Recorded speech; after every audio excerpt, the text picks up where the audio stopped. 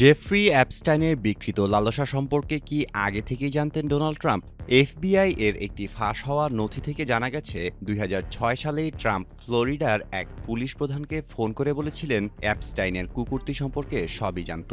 পাম বিচের প্রাক্তন পুলিশ প্রধান মাইকেল রাইটারের দাবি অনুযায়ী তদন্ত শুরুর পরপরই ট্রাম্প তাকে ফোন করে অভিনন্দন জানান এবং বলেন ভালো হয়েছে ওকে থামিয়েছেন।